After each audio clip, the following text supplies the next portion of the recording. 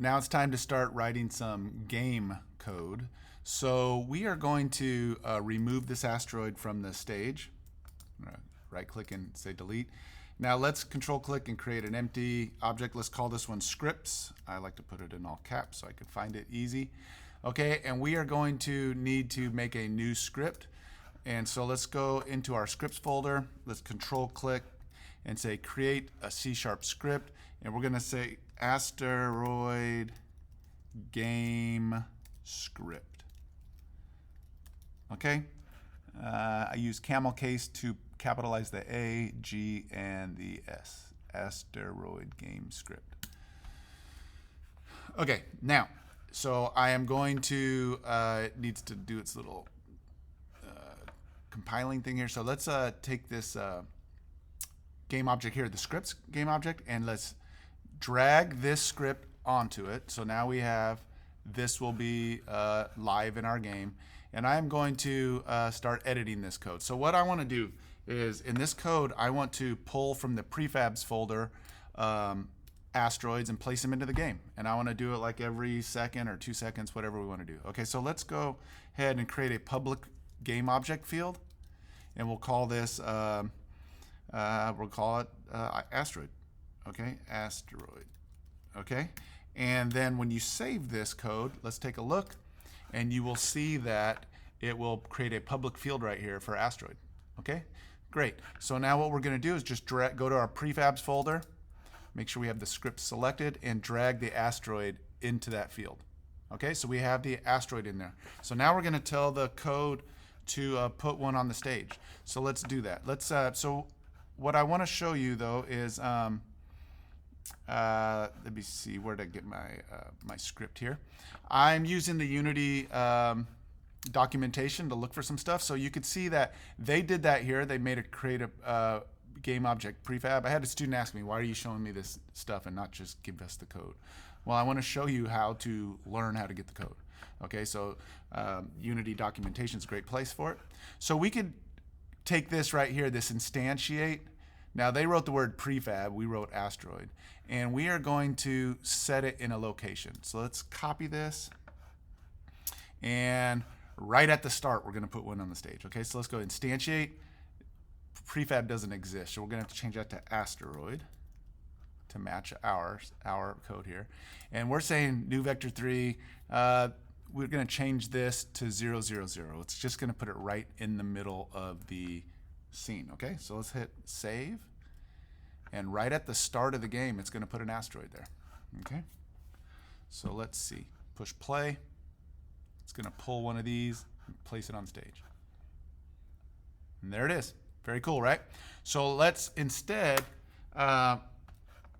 put script what's called a I don't know how to pronounce it, coroutine, I believe. So we're going to create this thing right here, private I enumerator coroutine. Coroutine, I don't know. We'll look up the pronunciation later.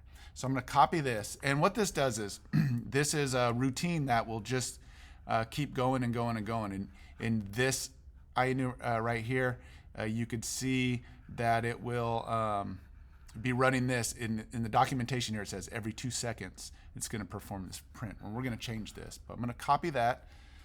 Okay, and it's given a variable name of coroutine. So let's go to our code and just paste that. So we're gonna make an I enumerator. Okay, that's something that's gonna keep repeating, and they gave it a name. Okay, coroutine. So my explanation was a little wonky there. I was saying it was a coroutine, but I guess it's actually an I enumerator. Okay, so now let's go back to the code and let's get.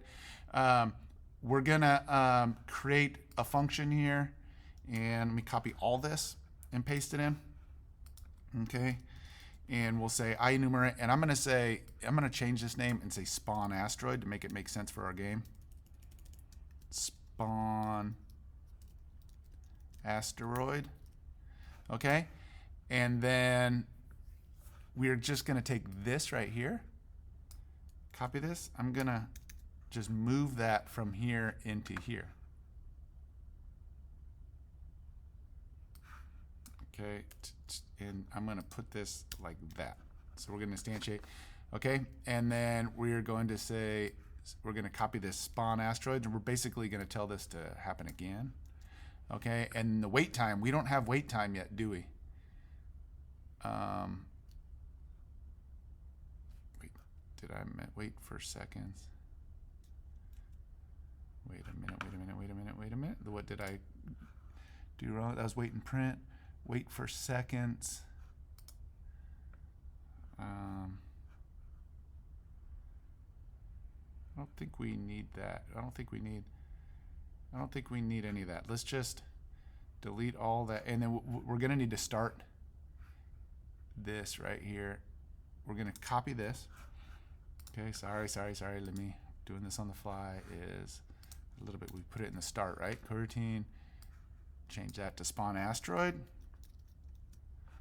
Okay, setting the, for 2 seconds, and we're gonna start the coroutine, and we are going to, I don't think we need this, or do we? Wait for seconds. Well, let's, wait time. Why does it say wait time there? And we don't have, is wait time built in? Wait for seconds, wait time. No, wait time. Oh, here's float wait time. Oh, I see. It's in there. Okay. All right. So this wait time right here is referring to this in here. Okay. And then this is referring to this. We set the time right there. So every 2 seconds we should get an asteroid. So let's double check, see if this is right. Okay. And here we go. Let's see if it all works out. There's 1001, 1002, and you can see them spawning in. Okay, let's change the speed a little bit on these asteroids. So if I, here's a little trick, by the way. If you click this, let's just say you were in the assets folder somewhere and you click this little thing here, it'll jump right to it. So that's kind of convenient.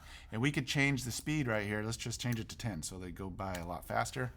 And in the next tutorial, we will make these variable speeds and then set them in different locations. So every 2 seconds, we're getting an asteroid. In the next tutorial, we'll place the asteroids in slightly different spots, and we will vary the speeds. And if we want, we could vary the scale of the asteroids. Okay, so I want to freeze this on here the way the code should look, so you can, I'll tell all the students in class that they could jump to the end of the video and stare at this code if they want to just write it right from the start like that without following how it was done. Okay, let's go ahead and have fun spawning your asteroids. Have fun.